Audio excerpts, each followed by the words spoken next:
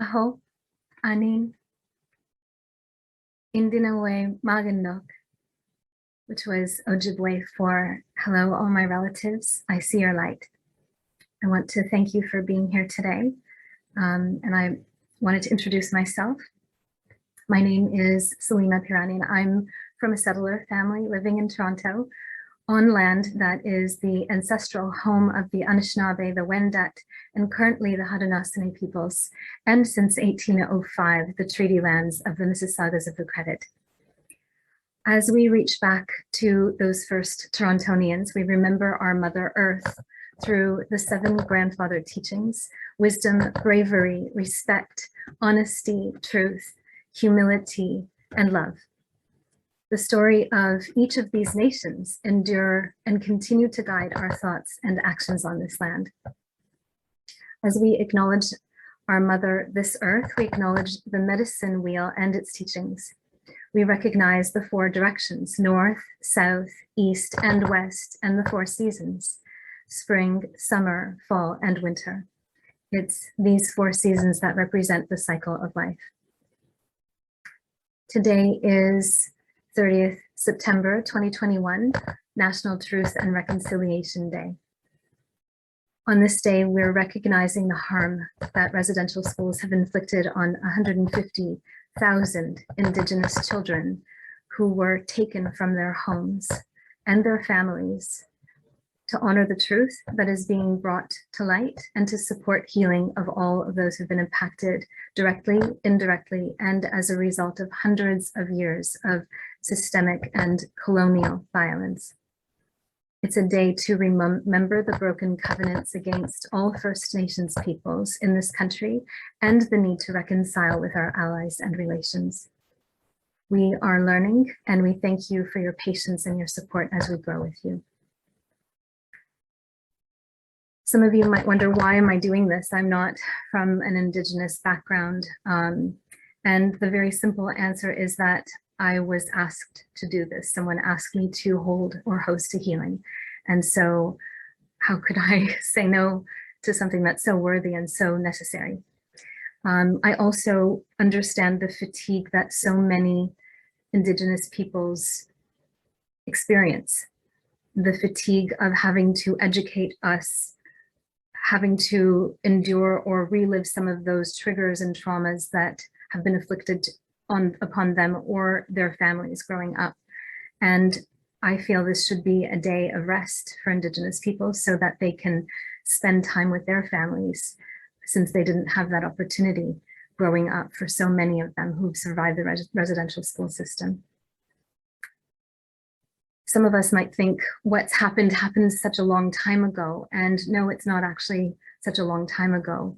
I will be sharing a story from one of the survivors of the residential school system today. And you might, if you take the initiative, or if you have taken the initiative, you might recognize that some of these individuals who survived such horrific conditions and traumas that have been inflicted upon them, they're not that much older than most of us. And in some cases, there are contemporaries, and that these schools weren't properly closed down until just a couple of decades ago. And so this trauma that I'm talking about has passed down generations. It's not just the people who were in the schools, but it's also those who didn't go to the schools. It's their families, and it's their children, their grandchildren. And when we think about children, and this is really where a lot of this stemmed from, is discovering the truth. When we talk about truth and reconciliation, discovering the truth, the horrifying truth that so many children have been not just taken away from their families, that so many families were ripped apart, but that the conditions that they lived in were so incredibly horrific. They were placed into institutions that were rampant with disease. They were malnourished. They weren't taken care of. And in most cases, they were brutally beaten and were victims of violence, sexual violence, verbal violence, and harassment. The worst kinds of trauma you could possibly imagine. And these were children that were as young as 6 years old. And so this is a reason why another reason why I'm doing this today is because I don't have children of my own, but I do spend time with children that are in my family, and I'm extremely grateful that I have that opportunity. Not everyone in this country had that opportunity. And when we think about children, if any of us, I know some of us here have children, I'm looking at the names on my screen, and you know how children's hearts are so innocent. They absorb everything. And how we treat them influences and conditions how they see themselves. So when you tell a child that they're not worthy, when you treat them in a way that makes them recognize their unworthiness, they grow up with that understanding. And it's then passed down through their communication with their contemporaries, their peers, their friends, their family, and in many cases, their children and their children's children. And so here we are, hundreds of years into the birth of this nation as we know it, as Westerners, as settlers. And a lot of us have not learned about their history and have not learned anything besides an exoticized version of their history. And so we're now recognizing that we have a lot of catching up to do. And so I hope that today is a holiday that endures. I hope that at some point this becomes a national holiday, a statutory holiday, where people take time to learn and recognize the truth and take the steps necessary, take the actions necessary in order to begin to heal from some of these traumas. So I'm going to take a moment now and share my screen, and I'm going to share a video of a gentleman who is a survivor of a residential school, and it's about 6.5 minutes, and it might be a little bit triggering for you, and if it is triggering for you, I would recommend just taking 6 minutes, and you can just mute me or step away for a bit and come back after about 6 minutes. It's not terribly horrific, but it is important for us to understand that this was the true nature of what was going on in these residential schools. So I'm going to share my screen in a moment and give you the opportunity to hear it, not from me, not recounting someone else's experience, but to hear it from someone who was actually in the residential school system.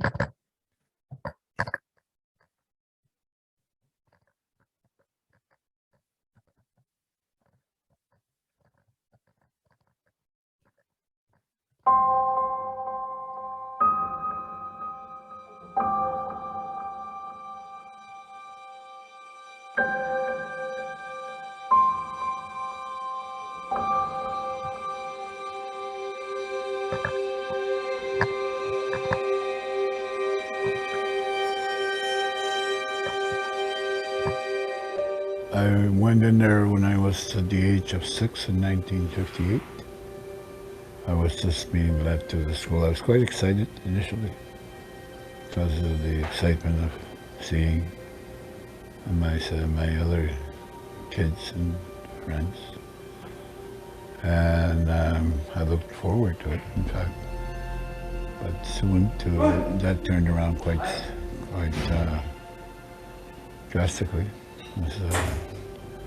As we start to set some rules down.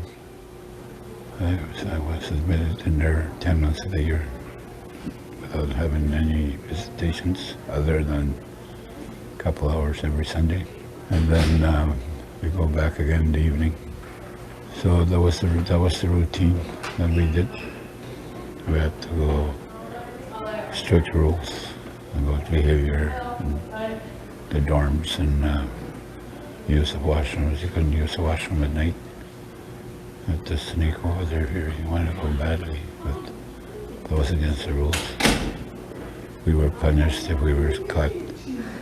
We were caught going to the washroom at night. Couldn't even get a drink of water. And if you got caught, I saw some boys, older ones, get caught with drinking water. In punishment they were given cod liver oil in a can. They were made to drink that until it make them sick. That was the punishment for getting caught drinking water. So those kind of things that happened there in those times. And there was prayer times, there was early morning mass. 6:30 around there. We get awakened up by a clapper, like it's a wooden thing that the sister used. Tuck, tuck, tuck. And we'd all get up. If you didn't get up in time, you were slapped around. And then would run over and slap you, wake you up. Did you ever receive that electric chair they talked about? It was about 3 o'clock in the afternoon on Sunday afternoon. And then when I went to the locker room to take off my clothes, and then I went into the boys' room, that's when the boys started to tell me that there was going to be, they're gonna do the electric chair on us. They couldn't describe it.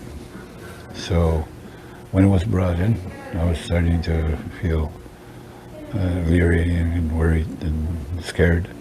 All those three combination of emotions. And then we were told like, we're going to be electrocuted. And I said, well, I wonder what that means. What electric shock. So I just looked at the chair. It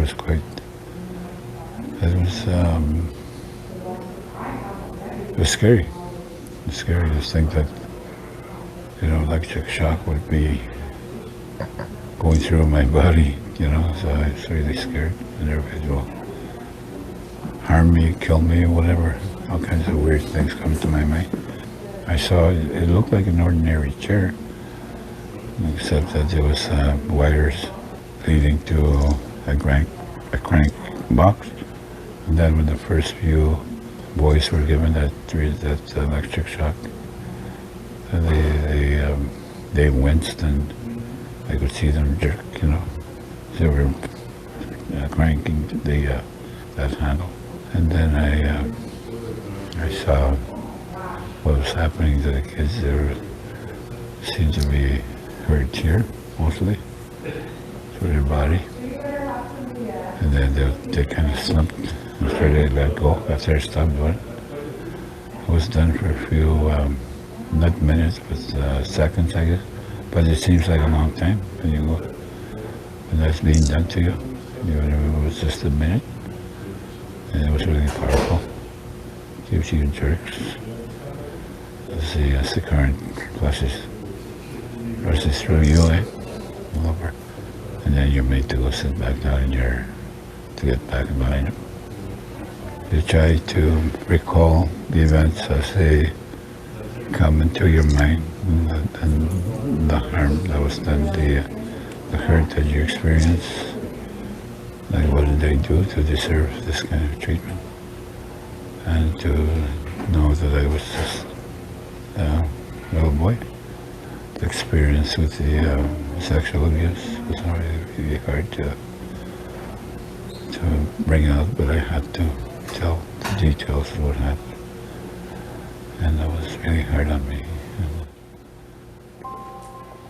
Reconciliation is between two parties. And it has to be honest. But the way I feel about it now, it doesn't live up to its name about being truthful and reconciling. I think the words that came out of the Prime Minister when he did the apology, I didn't feel it when I was watching it on TV. I think it was just words coming out and no feeling. So I didn't feel it was nothing reconciliatory about that. You might get a sense a little bit about some of the injustices that these children, these little kids, you saw how young they were, how much they had to endure for such simple things like going and getting water. And so I'd like to just take a moment and share another video. And this is part of the healing that needs to happen now. Tk'emlúps is a nation in Western Canada, in Tk'emlúps, BC, and they have put out a worldwide, not just in Canada, but a worldwide call for drumming. And this is their form of healing. And so I have asked in my email if you have a drum. So I have this drum here. If you have a drum around you, it doesn't have to be a moose skin drum. It can be any kind of drum that you have. And if you don't have a drum, you have your heart, which is your first and last drum. I would recommend, if you don't have a drum, then just place your hand at your heart or make any drumming sound that you want to. But I'm going to play the song that Tk'emlúps Secwépemc has actually created for today. It is called the Honor Song, and they have put the call out for drumming worldwide at this time. So it's 2:15 in Kamloops, it's 5:15 where I am. And so this is for all of the children, the survivors, those who have never come home, and their families, for healing for all who've been impacted by the residential school. So I'm going to play their honor song, and I want you to allow the feeling of the drumming to be felt in your heart, whether you have a physical drum or not.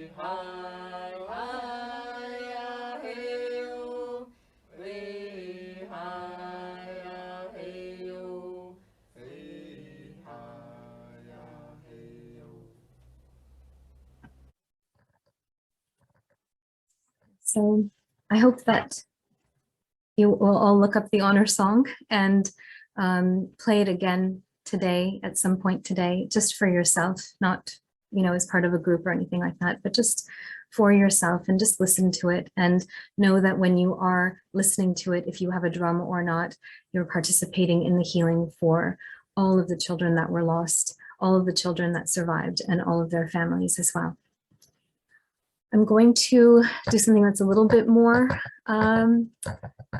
familiar to me. So I have an Iroquois prayer that I came across just in my neighborhood. Close to my house, there is an ossuary, which is a place where they have found the remains of hundreds of Native people that were buried there. And they've erected this big monument, and there's a plaque there that I went to visit earlier in the summer, sometime in August. And on the plaque is inscribed this Iroquois prayer, and I would be very happy to share this Iroquois prayer with you now. So feel free to close your eyes. You can place your hands in namaste. You can place your hands over your heart. Just see if you can let the feeling of this prayer to enter your consciousness. O Great Spirit, whose voice I hear in the winds and whose breath gives life to all the world, hear me. I am human before you, one of your many children. I am small and weak, and I need your strength and wisdom. Let me walk in beauty and make my eyes ever behold the red and purple sunsets. Make my hands respect the things you have made, my ears sharp to hear your voice. Make me wise so that I may know the things you have taught my people, the lessons you have hidden in every leaf and every rock. I seek strength, O Creator, not to be superior to my brothers, but to be able to fight my greatest enemy, myself. Make me ever ready to come to you with clean hands and straight eyes, so that when life fades as the setting sunset, my spirit may come to you without shame. And this prayer was attributed to White Cloud. So my gratitude to White Cloud for this beautiful healing prayer. I'd like for us to also take a moment to reflect ourselves. As this prayer was recited just now, you might have gotten a sense of your own humbleness, your own humility, which is one of the 7 grandfather teachings. And I'm going to play a song, and I would like for all of us to have a healing visualization of these children who never returned home, and of the children that have been found, those children who have not been found, who will maybe never be found, those who have survived, and their families as well. To think of them happy and bright, even though they've endured so much, that they've experienced so much over their times during these residential schools. See if you can envision their spirit happy and bright and soaring and free. When we do this, when we envision a spirit bright and happy and free, we encourage their spirit to actually become happier and brighter and freer, despite what happened before their demise, before they actually passed on. So I'm going to play a song, and this is a very beautiful song that I came across a few days ago when I was doing a home clearing by a woman in, I believe she's in Western Canada. Her name is Fawn, and her song that I'm going to play for us today is Remember Me. And the lyrics are, remember me, when the sun comes up in the morning sky, there I will be, soaring with the eagle so high, feeling free. Remember me, down the road, hand in hand, you and me. So this speaks to remembrance. It speaks to them feeling free, and it speaks to us moving forward hand in hand together.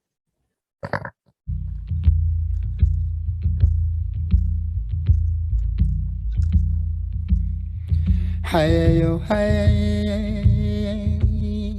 hey, be a way, oh, hey yo, hey, be a way, oh, hey yo, hey yo, hey,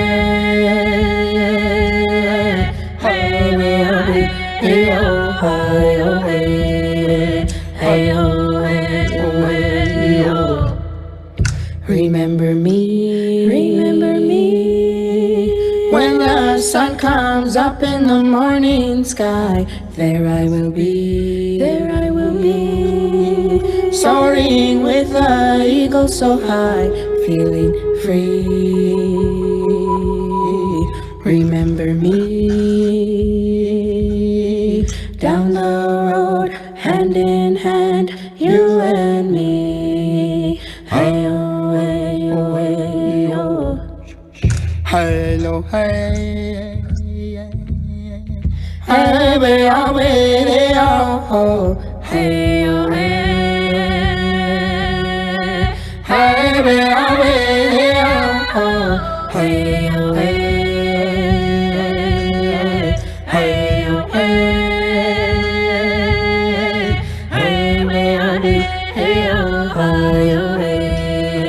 hey, be a way, oh, remember me, when the sun comes up in the morning sky, there I will be, soaring with the eagle so high, feeling free. Remember me, down the road, hand in hand, you and me. Hey,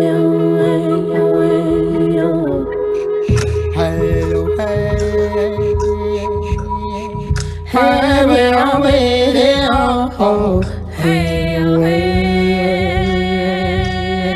hey, we are waiting, oh, hey,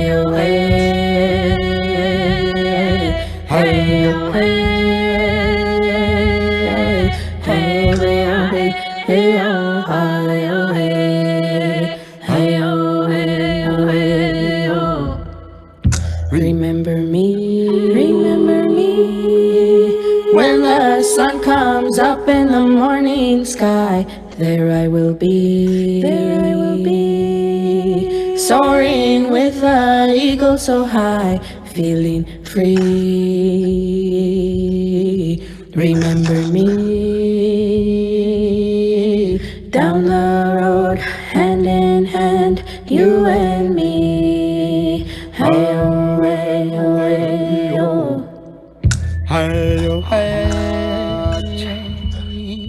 Hey, we are, hey, oh, hey, hey.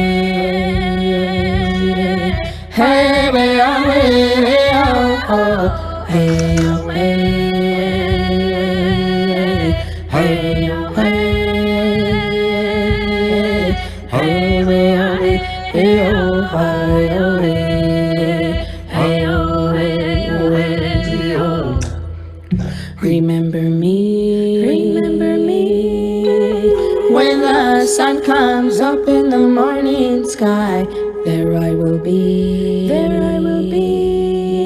soaring with the eagle so high, feeling free. Remember me, down the road, hand in hand, you and me. Hi-yo-hey-yo-hey-yo.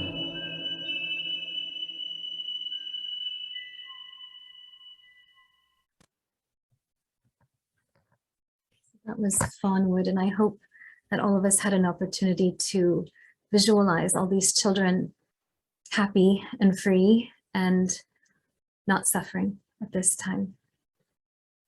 So before I wrap up, we have a couple of minutes, and I wanted to also highlight something that is a real problem. We can send love and light and prayers, and this is wonderful, but it's important for all of us to take some form of action, and you being here today with me is wonderful. I think that this is so incredibly important for us to come together and to learn and to grow and to heal together. And I also feel like there's so much more that can happen. And I know some of you are doing a lot already, but I wanted to put a call to action out there as well.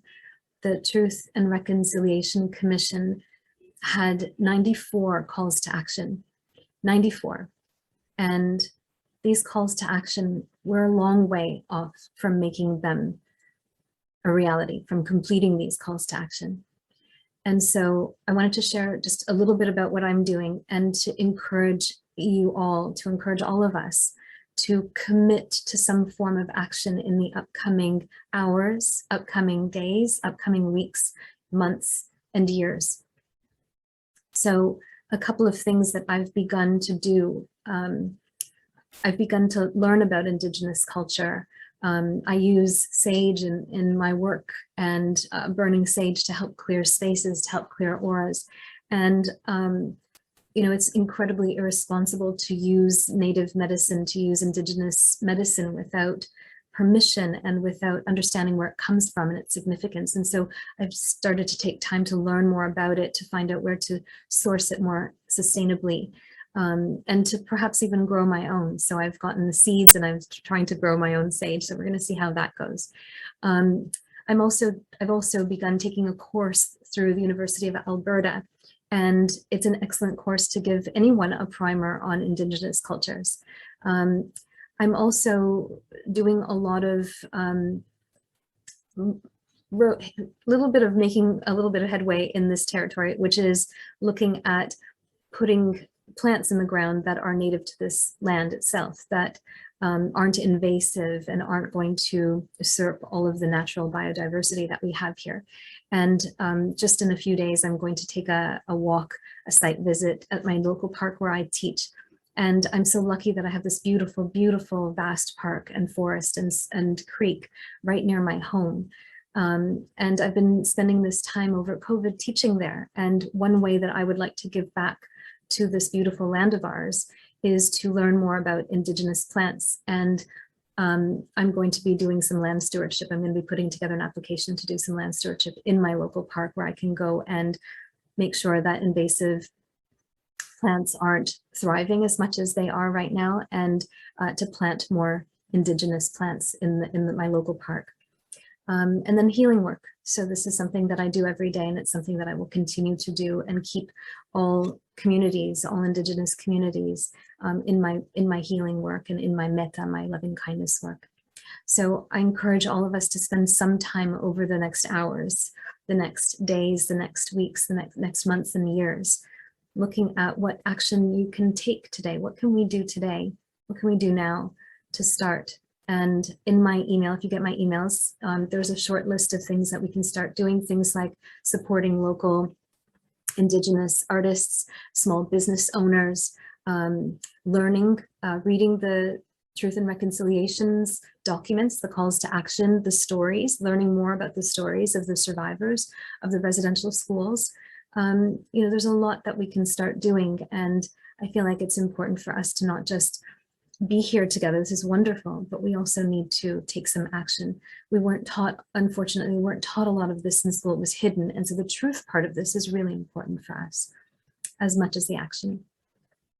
So I wanted to thank all of us for being here today. I hope that you continue this great work that we've started here in your own way, in your own home, in your own community. I look forward to continuing our conversation. If anyone wants to know anything about what I shared today, if anyone wants any resources, or if anyone wants to connect, please do get in touch with me, and I'm happy to connect in this way. So thank you. Miigwech is how to say thank you in Ojibwe. I'm also learning a few words in Ojibwe, so this is something else that I'm very happy about. I think this should be an actual recognized language of this land. I mean, if we were to go and move to Paris or to move to Budapest, we would have to learn the local culture and the local languages there. We didn't do that as colonists of this land.